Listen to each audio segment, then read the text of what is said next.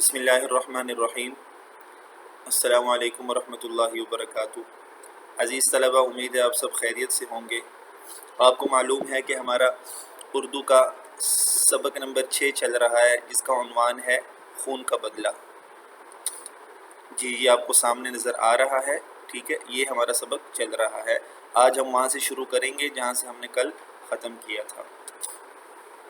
جی بیٹا، کل ہم نے پڑھا تھا کہ مراد خان کی بیوی اور جو اس کی بیٹی ہوتی ہے، وہ اس کے مرنے کے دکھ درد ابھی ان کے ختم نہیں ہوئے ہوتے، یعنی وہ بیٹی اس کو یاد کرتی ہے اپنے باپ کو۔ تو ایک دن ایسا ہوتا ہے کہ ایک نوجوان زخمی ان کے دروازے کے پاس آتا ہے اور یہ دونوں ان کی خدمت کرتی ہیں اور پھر بات چیت ہوتی ہے۔ تو وہ اس عورت کے شوہر کا نام پوچھتا ہے جس کو کسی نے قتل کیا تھا، تو وہ بتاتی ہے کہ اس کا نام مراد خان ہے۔ یہاں تک ہم نے پڑھا تھا، تو آگے پڑھتے ہیں آج۔ یہ سن کر نوجوان سکتے میں آ گیا، ٹھیک ہے نا، سکتے میں آ گیا یعنی بالکل خاموش ہو گیا۔ اسے یوں محسوس ہوا کہ کسی نے اس کے سر پر کاری ضرب لگائی ہے۔ کاری کا مطلب کیا ہوتا ہے؟ مہلک، ہلاک کرنے والی، ٹھیک ہے، یا گہری۔ اور ضرب کا مطلب کیا ہوتا ہے؟ مار، یعنی بہت زور سے، یعنی گہرا زخم کسی نے لگایا ہے اس کے سر پر۔ اس کو ایسا لگا کہ کسی نے اس کے سر پر کیا کیا ہے؟ بہت گہرا زخم لگایا ہے، ٹھیک ہے، یہ بہت مہلک زخم لگایا ہے۔ اس نے آنکھیں بند کر لیں۔ مراد خان کی بیوی نے پوچھا، خیر تو ہے؟ اس نے کہا، کوئی بات نہیں، درد کی وجہ سے کروٹ بدلنا چاہتا ہوں۔ اچھا۔ ماں بیٹی نے اس نوجوان کی بڑی خدمت کی۔ جب بھی اسپن گل اس کے لیے کھانا لے کر آتی تو نوجوان کی آنکھوں سے آنسو جاری ہو جاتے۔ اسے کچھ ندامت سی محسوس ہوتی تھی۔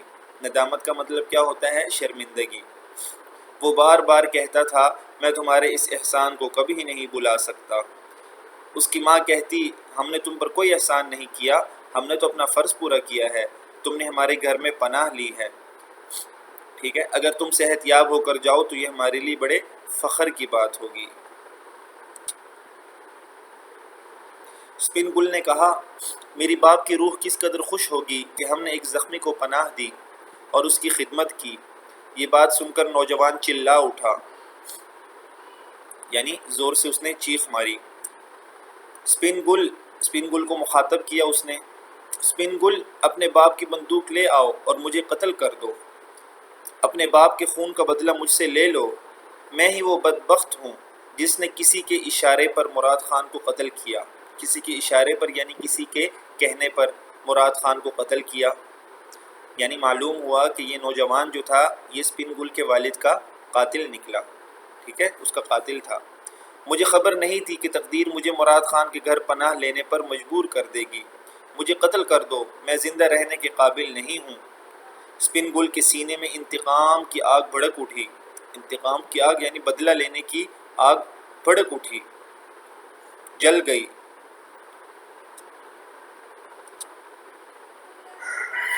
اور وہ ایک بھپرے ہوئے شیر کی طرح دوڑتی ہوئی کمرے سے اپنے باپ کی بندوق لے آئی، ٹھیک ہے۔ بھپرے ہوئے شیر، بھپرے ہوئے کا مطلب کیا ہوتا ہے؟ بھپرا ہوا کا مطلب ہوتا ہے قابو سے باہر ہونا، سخت جوش کی حالت میں، ٹھیک ہے نا۔ جب شیر قابو سے باہر ہو جائے اور ضد میں آ جائے اور جوش کی حالت میں ہو تو اس کی بھی یہی حالت تھی، اسپن گل کی بھی یہی حالت ہو گئی۔ اس حالت میں کمرے سے اپنے باپ کی بندوق لے آئی۔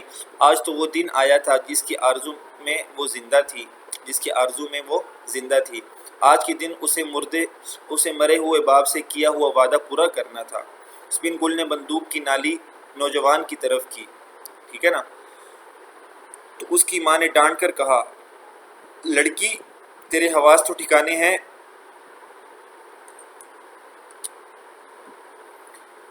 تیرے حواس تو ٹھکانے ہیں یعنی تیری عقل ٹھیک ہے کیا؟ تیری سمجھ درست ہے، ٹھیک ہے، تمہارا دماغ ٹھیک ہے کیا؟ یہ نوجوان اگرچہ ہمارا دشمن ہے لیکن اس نے ہمارے گھر میں پناہ لی ہے۔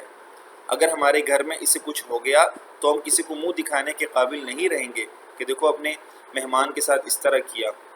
بیٹی، تو اچھی طرح جانتی ہے کہ ہمارا دستور ہے، ہمارا یعنی رواج ہے کہ اگر دشمن بھی ہمارے گھر پناہ لے لے تو اس کی جان کی حفاظت کرنا ہمارا فرض بن جاتا ہے۔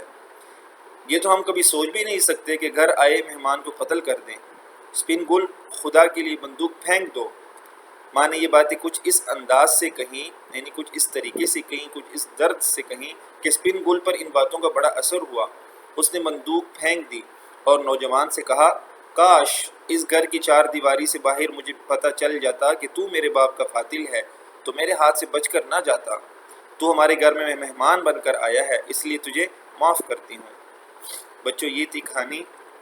उम्मीद है आपने इससे सबक भी हासिल किया होगा, ठीक है, और इससे फ़ायदा महसूस किया होगा।